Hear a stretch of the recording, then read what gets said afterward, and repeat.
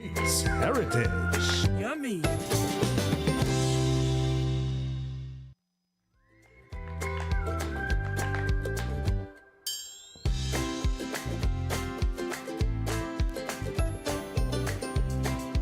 Ayan, so nagbabalik po tayo sa Pinoy Flavors with Chef Jayson. Kasama po natin si Rob of Histolinaria Collective. Before the break, pinag-uusapan po namin yung konsepto ng pagkain na nakadikit sa religion, sa ating mga everyday political and cultural beliefs. Ayan, magandang araw po sa ating mga ka-flavors. Wednesday na naman at meron na naman po tayong isang episode kung saan marami tayong matututuhan tungkol sa Filipino cuisine at mga pagkain ng ating bayan. So, ang programa po natin ay kung saan hindi lang basta kinakain, kundi pinag-uusapan, binabalikan at binibigyan ng halaga ang bawat kwentong pagkain Pilipino. So, ngayong episode po, babalik tayo sa napakaraming sino ba tayo as a country, paano ba tayo kumain bilang mga Pilipino at ano ang future ng ating food systems, no? Ang guest natin po today, hindi lang basta-basta food content creator. Naalala ko yung first na video na napanood ko from his content was actually about the oldest restaurant in the Philippines. So alam natin na isa siyang taong naguhukay ng kasaysayan sa bawat ulam, pagkain, and way of cooking nating mga Pilipino. Siya ang founder ng Histolinaria Collective, isang digital archive sa social media na nagdo-document ng Filipino food, culture at traditions. Isa rin po siyang cultural journalist, food researcher, filmmaker at cuisinist. Kaya para sa kanya, ang pagkain ay hindi lang niluluto o tinitikman. Ang pagkain ay kinikwento at iniintindi. I'm very happy mga ka-flavors to have with me today Rob Villar Cabral of Histolinaria Collective. Good afternoon, Rob. Hello, Welcome good to Pinoy afternoon. Flavors. Hello. Ayun. Sige, I'll go straight to the first question. Okay. Because I've seen your content, sobrang daming historical lens, no? How did our ancestors eat during their time? Well, they ate quite simply. Most of them were eating either boiled or charring under radiant heat, or as they call it, inihaw Tagalog, sinugba in Visaya. And then they also had tinola or tinula, depending on where you are. In fun fact, are you familiar with that chula itum of Yes. the cow soup? Yes. So that's a tinola as well. Think about it. It's actually how they call tinola in soup. Okay. Yeah. Sinubukan namin gumawa ng tula itong before. Medyo malala yung steps na kailangan mong gawin to do it. But at the same time, parang pag binitawan mo na siya, it becomes a broth. You let go and trust that the pre-colonial process that you did will bring out the flavors of the dish. Trust the process. Yes. Ikaw, at paano nagsimula si Histolinaria Collective? Kwentuhan mo naman kami about it. Well, what happened was I started this thing through the combination of my love for food and filmmaking. Okay. Because I tried also working in the media, in films, and it didn't really work out for me at that time. Maybe it wasn't the right time yet. And I also worked in the professional culinary industry, F&B. But the thing was, I wasn't really feeling it as well. But I was trying. I was more invested in really making that one happen. Okay. And then, as luck would have it, during the pandemic, one fateful trip changed it all. What's the trip? So it was an excursion to Lilo, Laguna. Okay. And I went with my immediate family. We were looking initially for slippers. Slippers. Yes, because Lili was known for that, right? But the problem was they didn't have slippers made in Lilio. Okay. It was all from Santa Rosa. Okay. So I was so disappointed. I said, "What? Why is it that? Like, we go all the way to Lilio, and we're just going to get things that are imported from some other place."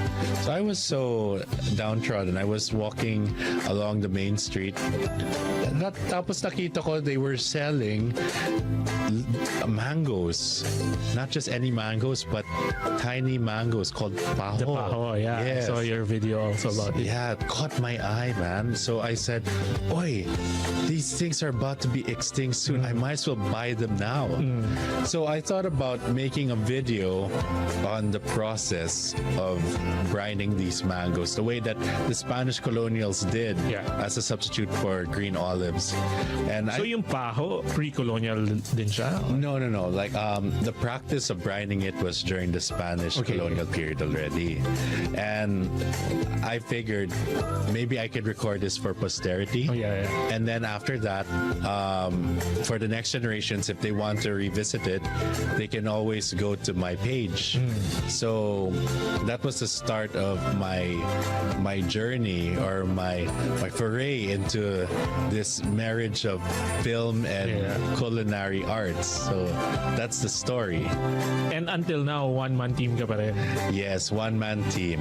So I not only make the videos, but I also diversify into making heritage-related products, things that you might not really see in the market, but they're very niche, I will admit. But it's good to start niche so that there's like a word of mouth. Yeah. It builds a word of mouth, and from there, people will know more about it. Like for example, this paho, I made. Initially, it started out as a video, but then I started making it, in jars and selling it. And soon, I guess, people just started, talking about it, like, oh, I got from this guy and all that. And people got curious, and now they've been buying whenever there's paho season. People buy from me, and there's even this restaurant in Quezon City that have been using paho mangoes for their pizza. Yeah. Wow. From my jars, yes. So it's good that in a way that I can somehow raise more awareness for a lot of these things that people don't even know. Because when I was in Laguna, in Santa Cruz, just a few weeks ago, would it be weeks already, or I guess over a month? Sorry, over a month ago. Paho is from Laguna, from the province of Laguna. But the thing was, when I was, I did a favor for a friend there, and I sold also my products in their food fair. Then I met some of the locals, some Laguncinenses, and they said, "Wow, what is that? I've never heard of such a thing before." First time ko malaman yung Laguncinense, ha? Yeah. So that's what they call it, Lagunense. Okay. Compared to, so when I do menu engineering at trainings, I often think about what kind of flavors would we have appreciated if we weren't colonized. So I wanted to ask, parang paano nag-iba yung food systems, flavors, or just our cooking methods because of the process of colonization that happened to the country? Yeah, because ever since the Spanish colonials arrived, they definitely affected our cuisines. Okay. Not just cuisine, but cuisines. Yes, madaming Filipino cuisines. Yes. So, for example, right, I mentioned about our basic dishes would be either boiling or cooking over radiant heat, or making into what was the other one? Kilao, or as the science pronounce it, kilao, or kilao for the Tagalogs, and kilo for the Kapampangans. I digress. But and then also cooking with coconut as well. So those are the tenets of pre-colonial cuisine. And then when the Spanish came along, they also put their sensibilities there. So for example, a lot of our soups, let's look at it this way. A lot of our soups have a foundation in the tola, tinola. But then when the Spanish came along, they added a little bit of their identity there. So, for example, nilagang baka. That's Spanish na. More of like not entirely Spanish, but then the sensibility is there. Okay. Because cooking with beef. We didn't eat beef back then. It wasn't a talaga? pre-colonial thing. Yes. We were more of a fish, chicken, vegetables, and fruits for the most Okay. part, and root crops and rice. What were cows for then during the time? Well, they had. There were actually no proper cattle industry that time. So okay. that was something that the Spanish brought. They had their ranches, the friars had their ranches, and from there it evolved into the local industry that we have today. But before that, we weren't really into beef at all. That came later. We did love pig. Pork was something that we already had since the pre-colonial days. So they would have it again, inihaw, sinugba, or if it's a really big occasion, a whole pig roasted. So the idea of the lechon came a little earlier before the Spanish, but the name came during the Spanish time. Yeah, probably back then they called it also inihaw na baboy, sinugba nga baboy. Fun fact, the term inasal. Okay, so I found out just last year that the Visayans called their lechon inasal nga baboy. Especially in Cebu. Like we would associate Cebu with lechon. Cebu's lechon. But for a long time they called it inasal nga baboy. Okay. And it wasn't until the Tagalogs arrived probably 20 years ago, so very recent. That's when this whole influx of Tagalog people influenced their lexicon for this certain dish. And you would think that inasal is something just for chicken, pakolod, but it was a way for them to address grilled or roasted meat, usually whole and usually on a spit or through a large skewer. So that's what happened. And inasal actually comes from the word asal. That's the root word, and it's a corruption of asar, to roast in Spanish. So that concept, at least the name, came from the Spanish, but the idea was already there even before they arrived. Speaking of the lechon, so this is a thought I've had since I was young. Go the ahead. lechon is our national dish. Yes. Diba? Is it right to have like such a grand dish to be a national dish? Parang kumbaga, is this the same as Korea's kimchi? Okay. Diba? Parang if there's a dish that could... Yeah. Well, for me, if you were to ask me, the thing is, we're always arguing about a national dish, right? Yeah. Is it sinigang? Is it adobo? Yes. Is it lechon? But, you know, what makes us different from, let's say, Korea and Thailand, we are an archipelago, so we are several islands, and each of these islands have a different community and different sensibilities and culture. Yeah. So I guess it wouldn't really be fair to just say, oh yeah, this dish It's for everyone. is for everyone, because not everyone has that dish. Yeah. Right? Like not everybody has adobo, or not everyone has sinigang. And in fact, I learned that sinigang is more of a Tagalog thing. Okay. It's not, it wasn't really something that Visayans would eat. And if ever, it came at a later time with the whole lutong bahay concept. But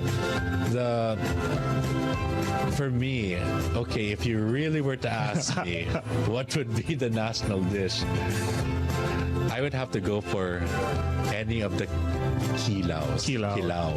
Okay. Or however one would like to pronounce it, and their side of the archipelago. Because when you think about it, the kilao is the base for paksiw, inununan, and all of these braces with vinegar. It's also from there that we have adobo. Yes. And also the asados of Central Luzon. Yeah. And and so on and so forth. The sisig of Angeles and tokwat baboy. If it's not for kilaw, we wouldn't have any of these when you think about it. So we owe a big part of our cuisine to that. And Yeah. parang di ba may mga discussions pa nga that the ceviche cooking method, Oh God. yeah. mas nauna ba yung kilaw kesa sa... Yes, because the ceviche came during the colonization of Peru. Yeah. And their key ingredient is lime, right? And the limes were brought over by the Spanish through all of these journeys that they've been through different parts of the world. In fact, yeah, the limes, I think it was Claude Tayag who mentioned it to me, but he came across something of an information that it was because of the dayab here in the Philippines that the Spanish brought it over to Peru or something Wow. like that.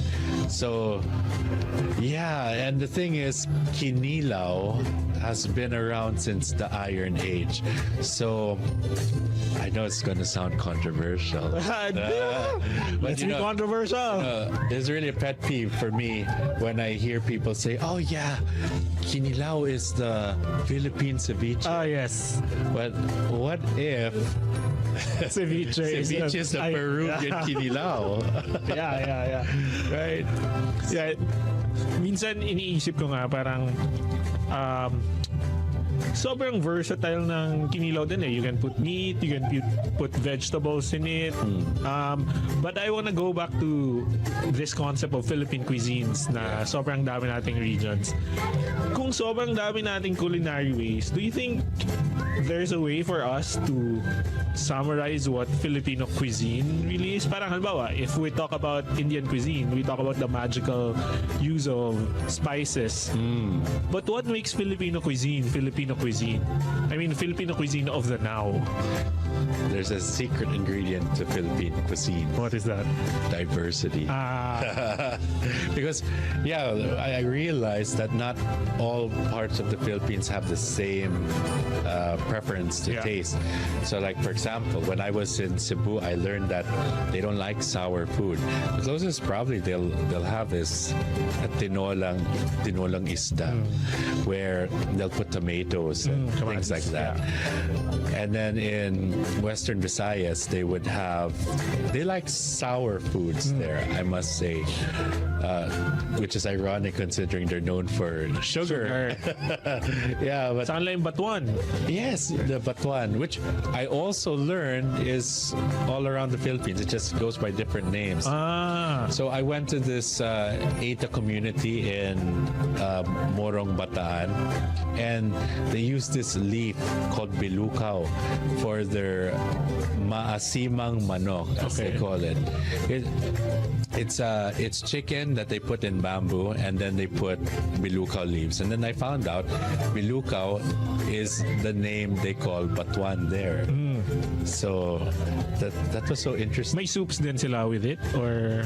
The moisture from the chicken releases all of the liquid, so that becomes the broth. Okay. And Wow. it's so interesting. And then with the bamboo tube Yeah. also, there's moisture there. So it's like a bamboo flavored broth. It's very interesting to me. Is it part of your plans also to go through our different indigenous people and Oh understand yeah, in fact, one of the videos that I uploaded showcased the Aita Ambala, and I even put there the recipe for asimang manok. So if people want to do it at home, they can have a taste of Aita cooking right there, right in the comforts of their own home. It's very interesting. How about you? Kapag comfort of your own home, what's your idea of comfort food? Oh, like Filipino or anything? Kahit ano. Well, okay, if it's Filipino, it would have to be, I do like tinolang manok with papaya and malunggay. Malunggay. Kamunggay, as the Visayans call it. Sa amin sa mga Ilocano, I mean, Yeah. may ampalaya pa. Yeah. Oh, speaking of, I also like ginisang munggo. Yes. So those two dishes are my comfort food. Were they all, I mean, yung munggo nga ngayon, hindi ko pa alam bakit Friday lang siya hinahain, di ba? You know why they serve it on Fridays? Bakit? Apparently. So first of all, it's not the whole Philippines. It's just like in Manila or certain parts where munggo is more prominent. Second, it was because during the Spanish colonial period, Catholicism was really in full swing. So they implemented that every Friday, not just Lent, you have to abstain from meat. Yeah, so munggo was technically like what the Spanish have with potaje, made from peas and all of that sort of thing. So I guess in a way, it became an analog to what they had in Spain, except we had munggo, which was available already at that time. And that's how they ended up using that for their dish on Fridays, and that's why we have Munggo Fridays, because of that Catholicism embedded in us. It's for generations and generations. Even if you're not religious, it just sticks with you. So kahit sa pag-aaral mo, sobrang connected ng religion, culture, with the way people live their lives and ate their food. Yes, you know, like I know that religion and politics are very sensitive subjects, but the funny thing is when you talk about them through the lens of food, it becomes more accessible. Like I do a lot of storytelling regarding the origins of our dishes, and during my research, I found that a lot of them have to do with religion or politics. Like what? Like for example, the munggo. The munggo is very religious, and ensaymada. Okay, here's one.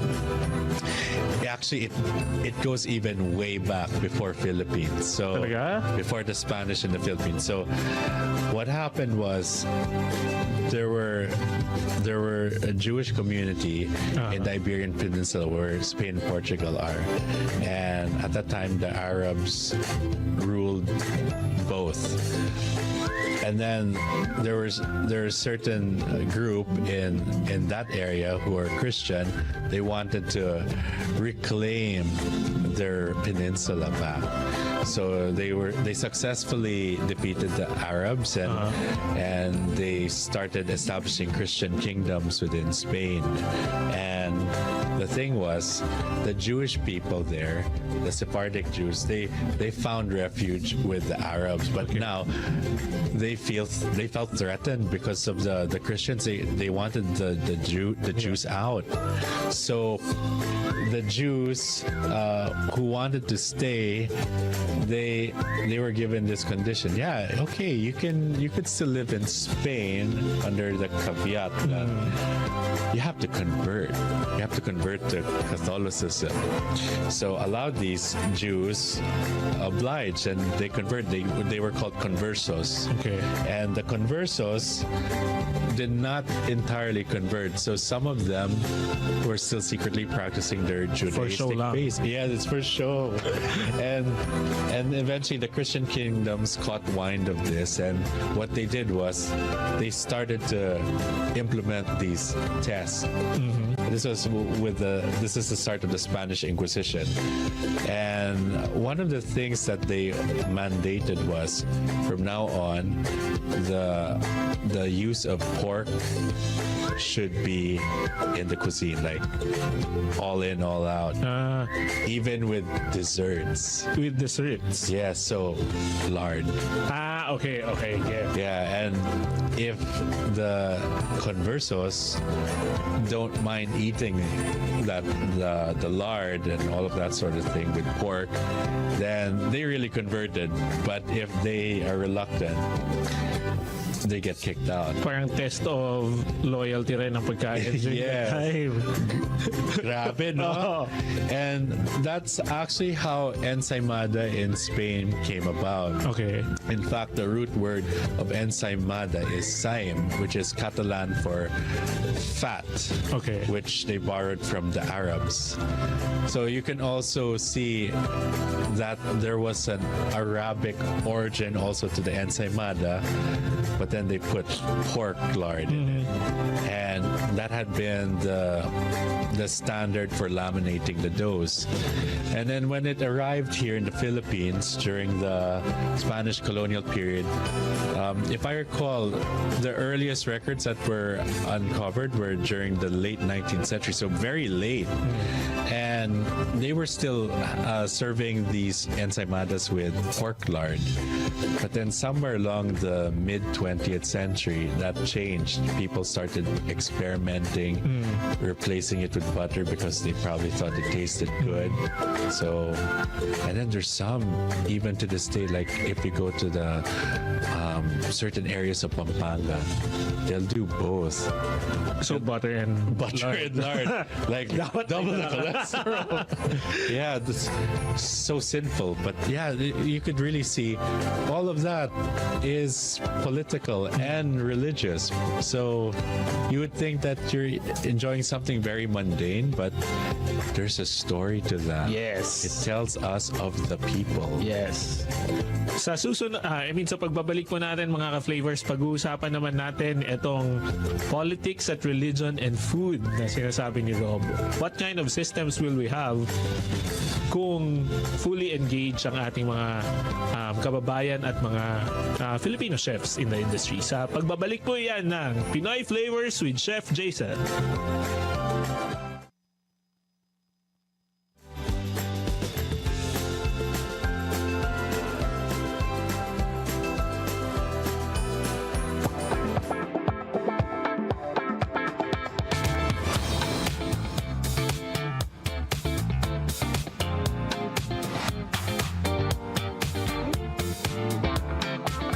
Naman para sa travel enthusiast ang pagkakaroon ng visa-free entry sa ilang ASEAN member country. Pinakabago mga presyo ng mga pangunahing bilihin dito sa may balintawak public market. Ng social media, there's a constant fight against misinformation. Gising na, pili-pili na. Every morning, simula araw. Good vibes lang, buong bayan, sabay-sabay paggalaw. Balita, saya, sigla, aming hatid. Sa bawat Pilipino, serbisyong walang patid.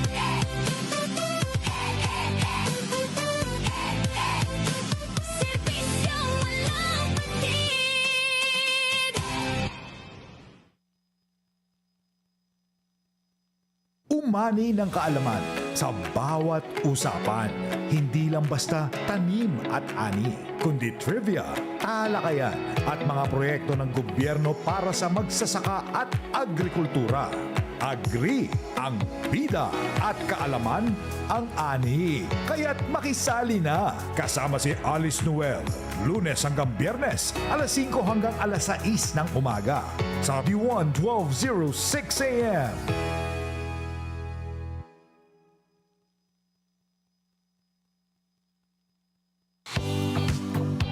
Sa bawat kwento ng pangangailangan, may pag-asa.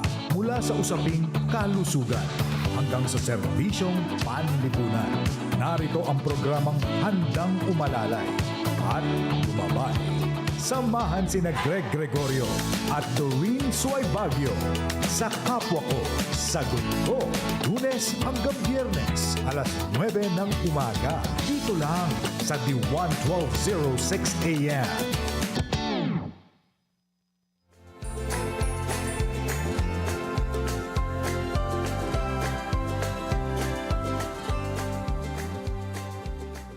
Ayan, so nagbabalik po tayo sa Pinoy Flavors with Chef Jayson. Kasama po natin si Rob of Histolinaria Collective. Before the break, pinag-uusapan po namin yung konsepto ng pagkain na nakadikit sa religion, sa ating mga everyday political and cultural beliefs.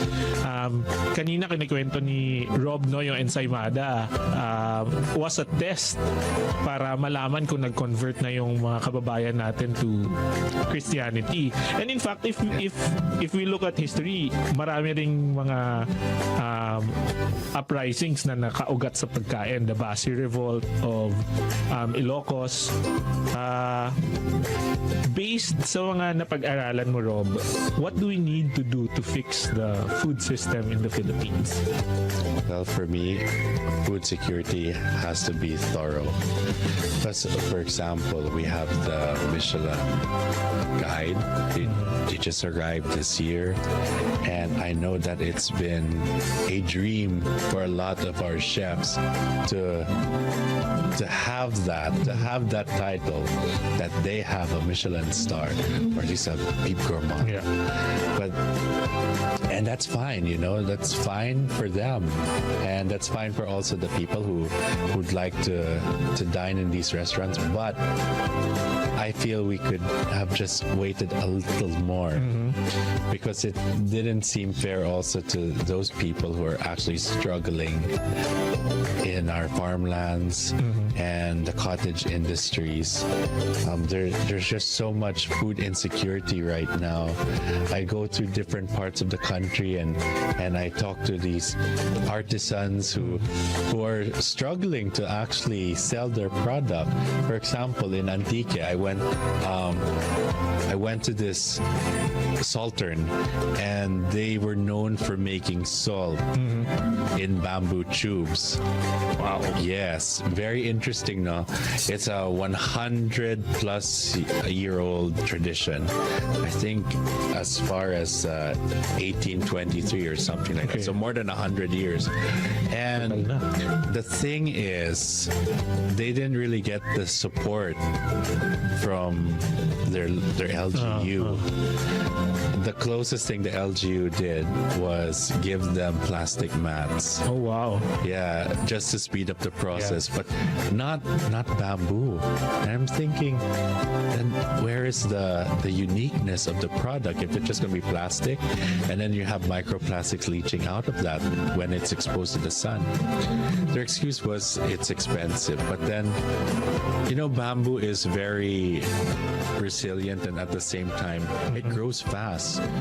Why not dedicate a part of that land for bamboo groves so that you can keep cutting and using that for the tubes, and it can always replenish. So things like that, I feel also, and aside from that, they haven't been doing well, these salt makers, ever since the Asin law was passed 30 years ago. Oh, yes. Remember yes, that one? Yes. Yeah, so if people say the 90s were great, I don't think it was, The Asin law. Yeah. Well, to me, my good intentions in Batas, but it effectively killed artisanal salt industry. Poorly researched, because they said 12% of the population. They said that a lot of people were suffering from Iodine deficiency. yes, iodine deficiency, but turns out there was only just 12% of the population, so very, very small.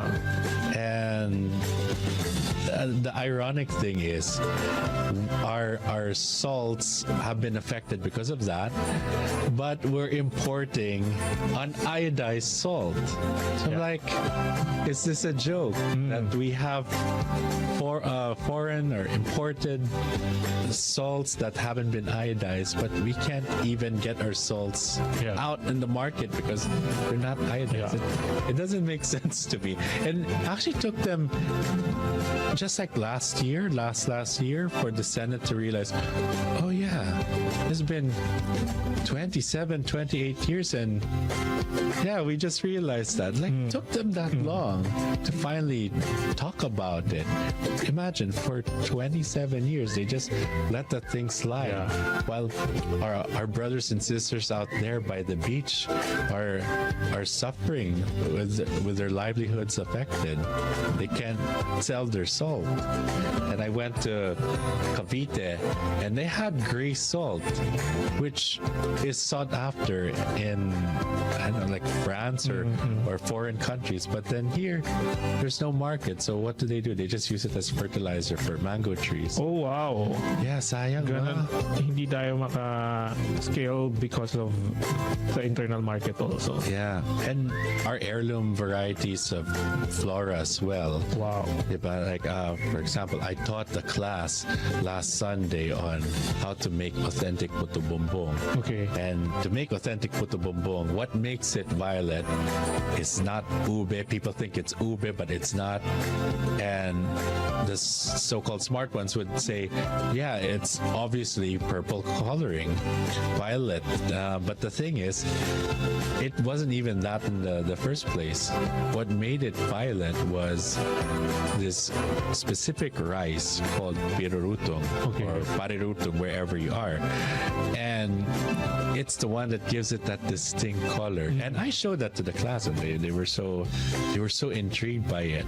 And I said the sad thing is, not a lot of lands are dedicated to growing this crop, and not just pirurutong, but there's so many beautiful heirloom varieties that we don't have anymore, or that we're losing because nobody had the priority to preserve that. What are we prioritizing then?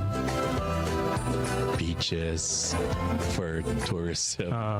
Yeah, basketball courts. Okay. The usual. And I'm just thinking, we have such a rich culture. Why don't the LGUs focus on that? Or the DOT? I mean, we're more than just Michelin star restaurants. We have a lot of great things that nobody even knows about, and even I didn't know about until I discovered it when I went to that place. And also helped too that because my friend Sherwin Felix also Localpedia. yes, Localpedia Was a guest two weeks ago here. Yes, he also opened my eyes to a lot of things. So when I was starting out, I was just in my desk making videos with cooking footage and all of that, and narrating information that was already in the back of my mind, or what I've read and that I want to share with people. Yeah. But when I'm in the field, that's when it really opened my eyes. Ibang-iba man. talaga, no? Yeah. When you're there. Yes. Parang there are times na overwhelming na you are surrounded by the brilliance of the community, but at the Yes. same time, you're also heavily heartbroken because this is a brilliance that everyone deserves to see. Pero Yes. hindi natin napapakita. So that's it. Like I initially just wanted to be very neutral about things. But how can you be neutral if you see all of these injustices happening in your own country and affecting our foodways as well? So there's a lot of that. And that's why in my advocacy, I really make sure that people are aware of at least what I have discovered, so I can raise more awareness. People get to know about it more, and maybe we can all work together to lobby for more visibility for these ingredients or these dishes, for that matter. But with the recent presence of the Michelin, that also gives us a unique opportunity to highlight our cuisine. Siyempre, trabaho na ng mga chefs na nanalo yun, Yes. di ba? But do you think it's, at least because they're here now, then a counter message to make people look at our ingredients beyond the global stage? Is that something that can be beneficial because of the presence of the awards? Well, you can look at it this way. Yes, it gives more visibility to our cuisine, but at the same time, before the Michelin even arrived here, we couldn't even get our acts together. Let's be honest. With our cuisine, for example, there's a lot of misinformation, not just with outsiders, but also within ourselves. Like Filipinos would not really be so proud of their cuisine because they think it's very MSG heavy, Sugar. or sugar, it's too sweet, or we don't use herbs. herbs and spices like Veggies. yeah, our street foods are not fresh, like in Vietnam and all that. But that's just a very, it's not ignorant, but more of like a very misinformed view. And can you blame them? It's because they were not exposed to the reality of Philippine cuisines. There's just so much diversity. Like I learned that in different parts of the Philippines, we do use herbs and spices and all of those things. It's just, you can't say it's the Philippines, but you could say it's a province in the Philippines. So I plan to actually make more videos about this, hopefully within this coming year, where I will surprise people that, wow, I didn't know this dish actually had this herb. Because like there's some that we already know about, but we didn't know that they actually put those things too as well. It just had been omitted through time. So, And would you say that our food documentation, or at least the traditions from locals, communities, medyo mahina yung ating batawag dito, documentation of those practices? Is it even a problem of documentation or more of appreciation while documenting? it's a bit of both, actually. Appreciation more from who's going to receive it. But I have encountered, not just me, but I've encountered like-minded cultural advocates who really work hard to bring more awareness to these dishes and their origins. I just talked recently to this Pangasinense cultural advocate, and he's working on food mapping a lot of the cuisine in Pangasinan, because his lament was, we're smack dab in the middle of Pampanga and Ilocandia, and people just know about Kapampangan cuisine and Ilocano cuisine, but and people just think of us as bangos, but we are more than bangos. We have so much dishes. We have that deremen, and we have all of these other things that I wish to bring up to people. So he told me that, and I'm like, I really support you, and you keep doing that. You're doing great work. And I commend people like Sherwin also, who's going out of his way, really uncovering a lot of these lost items or food mapping on the behalf of certain organizations. And it's no joke for me as a quote-unquote content creator, even if I don't really see myself as that, and I'm just more of a journalist with a social media page. But I'm not like other content creators where we can just make prolific material at a breakneck speed, because that also sacrifices the integrity of your work. Me, I really slow down and really take time to research, so that when it's out, even if it doesn't have much views or whatsoever, at least Kompleto yung information. Yes, you're getting your values worth. And that's what I want to give back to the Filipino people. Things that they can be proud of, because for a long time they didn't know what they could be proud of. Probably Apple the App or PB Cates. Jessica Sanchez. Yeah, that's it. Just they have like 5% Filipino blood. Why not something in our own backyard? We have so much. And I don't mean people, but even just our culture. Sobrang agree ako dun sa we don't even know what's in our own backyard. Yes. I've also always thought that the Pangasinense cuisine is Ilocano cuisine, because they're parang sila yung Tagalog part of Ilocandia, parang ganun. But when I was in Pangasinan and I had the ramen for the first time, I was like, intense yung flavor. So the ramen po, mga ka-flavors, para siyang version nila ng biko, but they use young rice na sinusunog po with charcoal habang batawag ito? Tawag din sa action na yun, they're milling it. Yeah, they pound it. Yeah. Yun. And then, it's just a very clean ash flavor na matamis na. I was like, when I first had it, parang yung isip ko, grabe yung desserts natin. Mabigat siya with the rice, but you can also see yung differences in the way they cook it, and it makes it very light.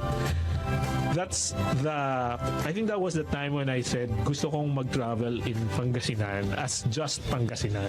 Yes, Diba? not just something to pass by on Yes. the way to Ilocos. Doon ko unang natikman yung palitaw that they use watermelon juice instead of regular water with syrup, and then they have watermelon yema inside. So interesting, no?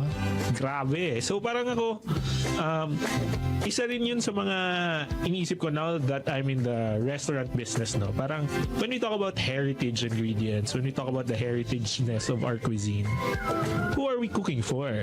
Di ba? Parang when I see a very hyper local ingredients, obviously we can make small plates and beautiful plates out of it, but there's a part of me as a development specialist that asks, why are you cooking the extraordinary when a cuisine should be judged by the use of its everyday ingredients? Exactly. That's why I'm very not supportive of the term elevating. I'm not keen with it, because it's like some chef would say, "Oh, I am elevating this lapas batchoy," and I'm just thinking, why are you trying to make it look pretty?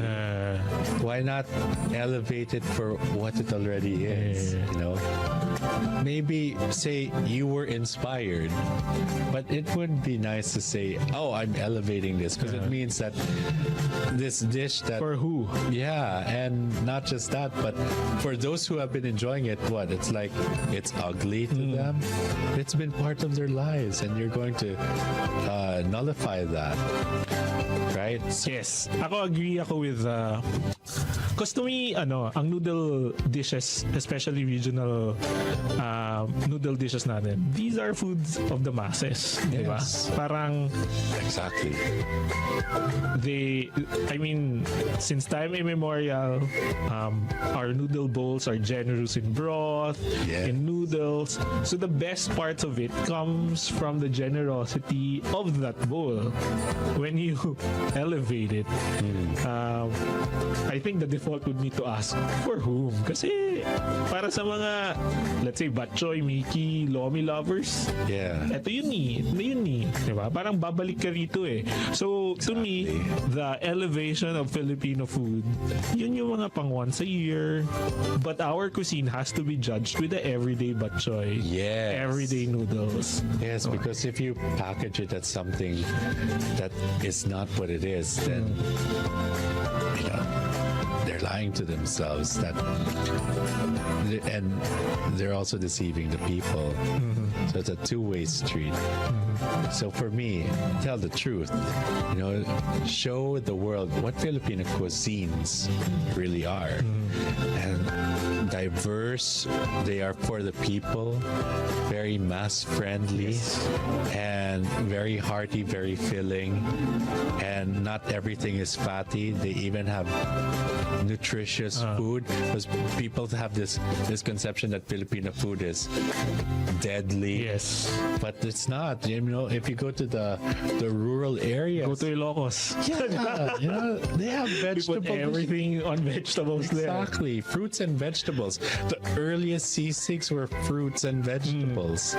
So it's really just about that, really enlightening the people and letting them know that there's so much more, not just in our food waste, but also in our culture, our history, and our identity as people, and how it affects also the dishes within their backyard. So that's my punto. How about places in the Philippines na hanggang ngayon oral traditions pa rin yung pagpapasa-pasa ng recipes? That masimang manok, for Yes. example, that's just all oral talk. Like that's redundant. Like it's oral tradition. They pass it down. Yeah. This is how you do it. You put it in this bamboo and so on and so forth. So I wrote it down. I don't know if other people wrote it down, but at least I wrote it down. So Okay. there's reference. Yes. And what else? Are there other vanishing recipes na Okay. Yeah. document mo na? Combining that with the oral traditions and borracho maravillosa. So I actually learned about it through Maski ako, first time ko lang marinig today. Actually, Sherwin brought it to my attention. He was saying it's such a pity, Rob, that a lot of our foods are disappearing because nobody bothered to pass it down. Such as borracho. And I go, borracho, like the cake in Spain? Well, he couldn't give me that answer, but I really dug deep, and it is like that cake in Spain, the bizcocho borracho. Now, what they do in Samar is the sponge cake is soaked in rum, and then in between the two layers, they fill it up with limoncito, which is not to be confused with the other Visayan term for calamansi. But it's these red berries which have a hint of lemon and cinnamon notes. Na mga alatiris, parang when Yeah, they look like aratilis, but they're not. And they're shaped also like tiny limes when they're unripe. But then when they're ripe, they're like red and round. And they have those essential oil blots that are typical of citrus. Yeah. Because they're not citrus, but they're in the same family. Okay. So that explains also the aroma. Maski ako, hindi ko pa siya alam. So, ano pa kaya yung mga ordinary Filipino eater, especially those who grew up in Metro Manila, di ba? Yes. Parang ako, when I first went to Ilocandia in April to do a culinary tour, I was like, Ilocano na ako eh. Alam ko na tong mga pagkain na to. Pero grabe, in 5 days, parang 80% nung kinain namin, first time ko siyang kainin. Yun, In my life. Yes. As in, nakagamit ako sa Ilocos ng river grass na river grass. Yes, they call it balayba or mermaid's hair. So meron lang siyang mineral crunchy taste na ginawa kong topping for amiki. Pero ito yung mga bagay na hindi na makakarating ng palengke dito sa Manila. And tingin ko yung mga ingredients na ganun na malapit sa culture, dapat pagdala natin. Yung respect is not just for the ingredient but the culture yes. that it came from. So parang ako, ang perspective ko, especially in cooking with heritage ingredients, lahat to hiniram natin from a community. Yes. So I'm not the storyteller. They're the stories. They're the Yes. storytellers actually. Dinala ko lang yung Exactly. pagkain nila here. So for me, dapat may permission ka of the community Yes. to tell their stories in the way they want their stories to be told. That's what I also see myself, more of like the interpreter, the messenger. I let them talk and tell their narrative. Yeah. And I just relay that, I broadcast it to the whole world. And that way people get to know more about their insights and their plight as well as a people. And that for me is important, that as a documentarist, you record and you preserve their truths. Ano lang, logistical question. Sa mga researches mo, marami bang bata pa na sumasama with their families when they talk about recipes, or usually yung mga matatanda na lang yung kausap natin? Most of them are old timers, but you'll find a rare young person really interested. For example, again, that borracho maravillosa, I actually spoke to this latest generation of the family that popularized it in Katbalogan. And according to her, I asked her, what prompted you to want to reconstruct this recipe? Because she said, it's very important that Samar gets to keep this thing that becomes synonymous with them. And in a way, she hopes that more people can learn about it so they can continue that tradition. So she took that initiative when others did not. And she was fortunate that her uncle is still alive, and her uncle actually apprenticed with her grandmother in the kitchen. So he knows how to do it, and he relayed it orally. So what she did was she notated, and then she did it. She made it happen. She brought it back, and I commend people like that because in a way, what would have been completely lost was somehow found again. Yeah. For a new generation. And with documentation, Yes. ano siya parang, paano ba?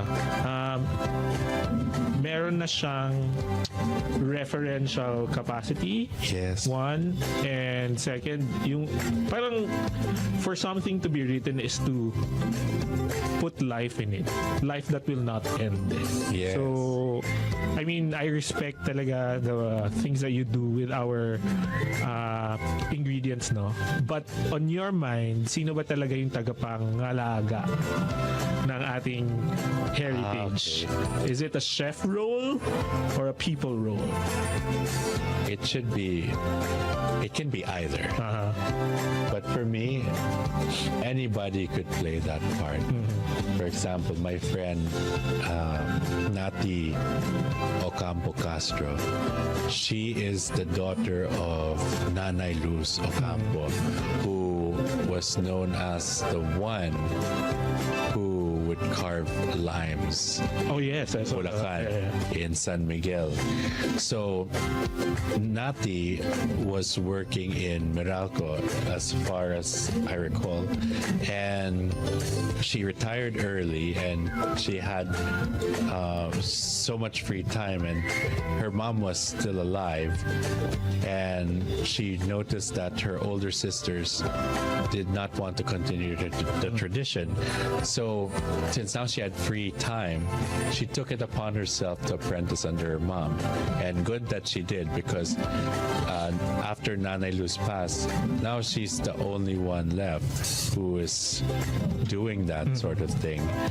Well, her husband is helping her now, so that's very good. And I also made an initiative to learn from her as well. And I documented it. I documented her process. So in the future, it's there for anybody who wants to recreate and inuk it. It's all about that.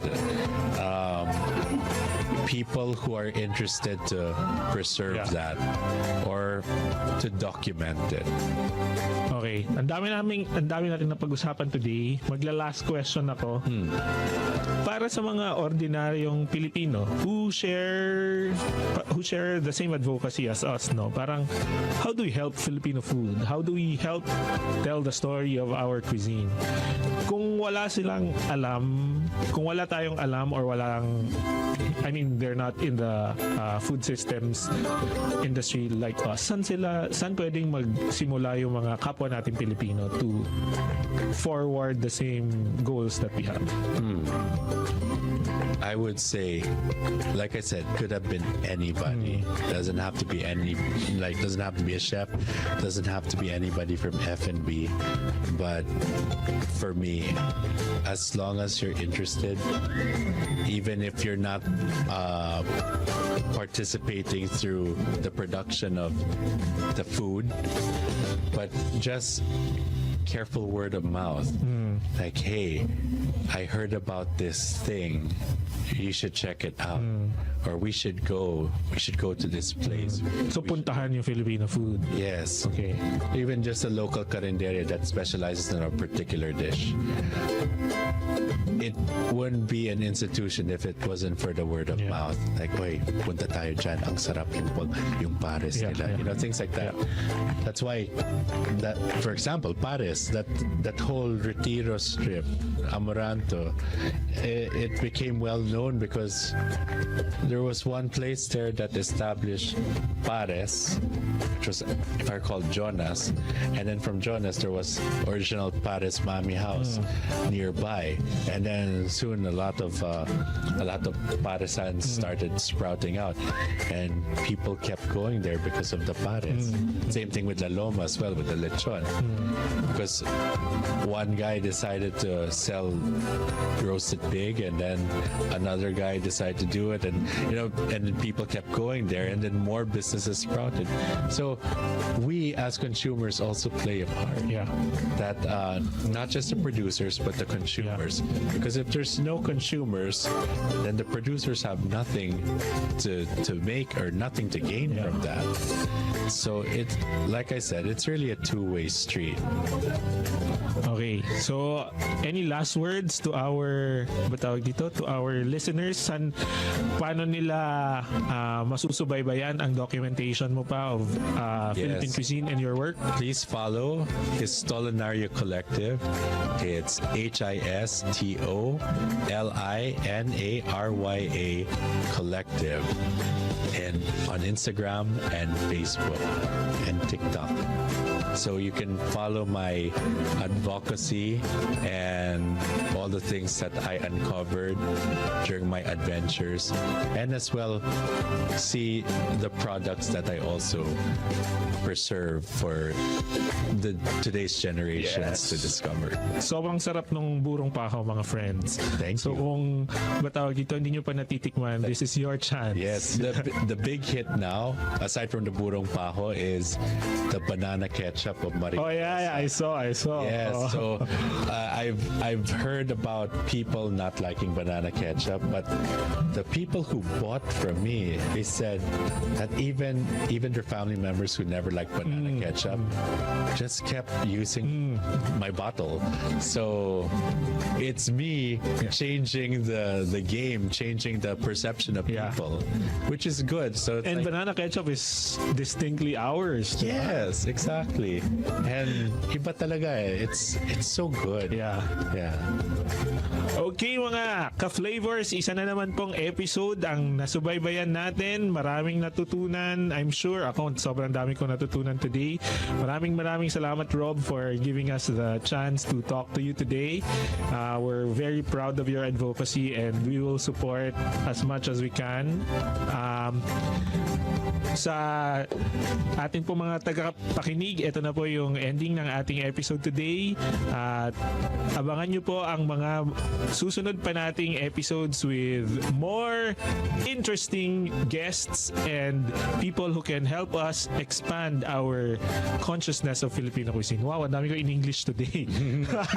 So, magandang gabi po at ingat po tayong lahat. Muli, ako po si Jason from Chining's Kitchen Stories. Ito po ang Pinoy Flavors with Chef Jayson. Magandang gabi po. Magandang gabi.